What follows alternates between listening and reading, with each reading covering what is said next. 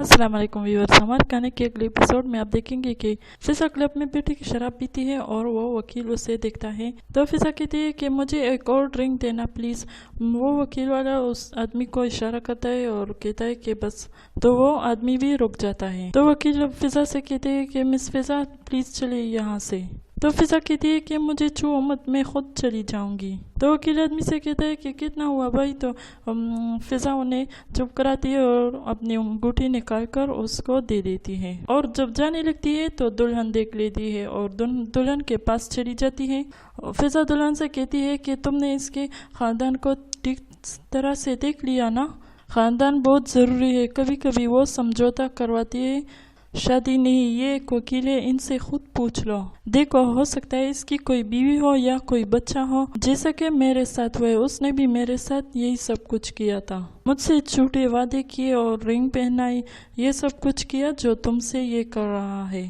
इसके शक्ल पर मत जानो, उसने मुझे रिंग पहनाई थी लेकिन वो शादीशुदा निकला। तो वकील फिजा से कहते हैं मिस फिजा, वो आपकी इस बात को समझ गए हैं, अब हमें यहाँ से चलना चाहिए।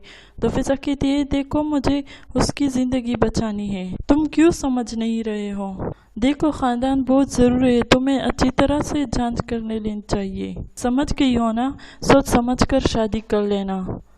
और वहाँ से चली जाती है। वकील दुल्हन से कहते हैं देखो, इनकी बिहेवियर के लिए सॉरी और शादी मुबारक हो, और फिर वहाँ से चला जाता है। तो दुल्हन कह रही है कि वो क्या कह रही थी। फिर फिजा बाहर वकील से कहती है तुम्हें पता है कि अगर मैं उसके ख़ानदान को अच्छी तरह से देख लेती तो मुझे पता चल जाता कि वो शादीशुदा है, और फिर मैं उससे प्यार बिल्कुल भी नहीं करती।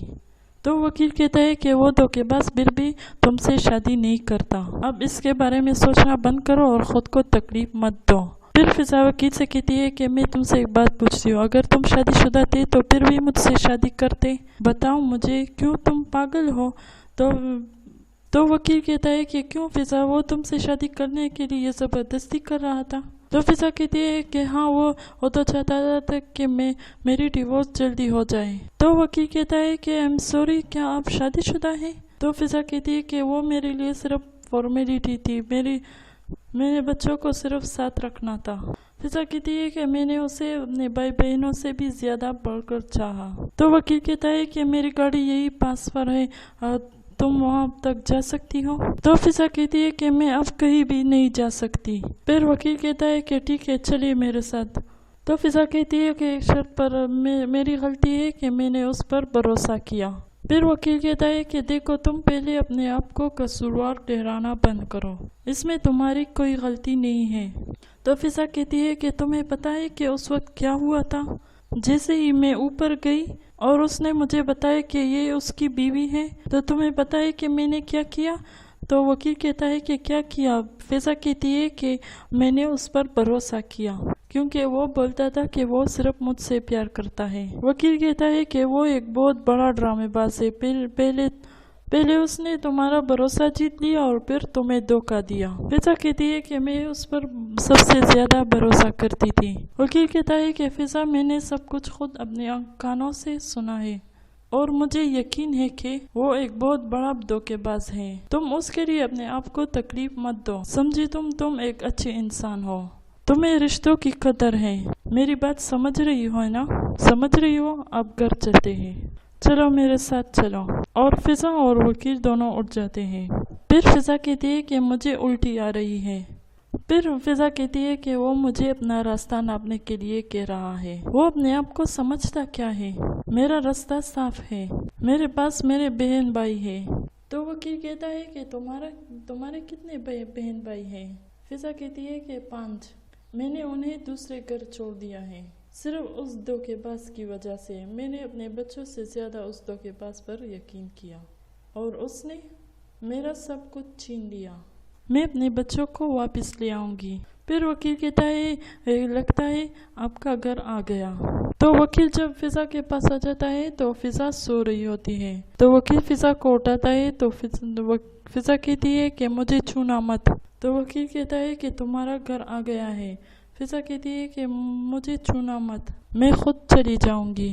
تو وکیل کہتا ہے کہ ٹھیک ہے میں تمہیں نہیں چھو رہا ہوں، تم اپنے گھر چلی جاؤ۔ اور وہ بلیک کار جو فضا کے گھر کے باہر کھڑا ہوتا ہے وہ بھی وہاں پر ہوتا ہے، اور جب فضا گھر پہنچ جاتی ہے تو سب باہر آ جاتے ہیں۔ فضا سب کو دیکھ رہی ہے، پھر سب کو کہتی ہے کہ کیا میں نے تمہیں بتایا تھا؟ تو سب کہتے ہیں کہ کیا تمہیں بتایا کہ باسط کا بیٹے کا نام شیراز ہے۔ یالے ترنت سے کہتی ہے کہ یہ تو پاگل ہو رہی ہے، یہ تو کچھ بھی بول رہی ہے۔ تو رحمت کہتا ہے یالے سے سنو، اس کا منہ دھونا پڑے گا، میں ایک کام کرتی ہوں، میں گرما گرم کافی لے آتی ہوں۔ حکمت کہتا ہے کہ آپ کیا ٹھیک ہے؟ آپ کو ہاسپٹل تو نہیں جانا ہے نا؟ تو فضا کہتی ہے کہ ہاں میں ٹھیک ہوں، مجھے کچھ بھی نہیں ہوا، دیکھو میں اٹھ بھی سکتی ہوں۔ اور یالے سے کہتی ہے کہ باسط سے کہنا کہ مجھے کوئی فرق نہیں پڑتا، میں نے اسے اپنی زندگی سے پھینک دیا ہے۔ قرآن اس وکیل سے کہتا ہے کہ سوری تم ابھی بھی کھڑے ہو، آ جائیے، آپ بیٹھ جائیے۔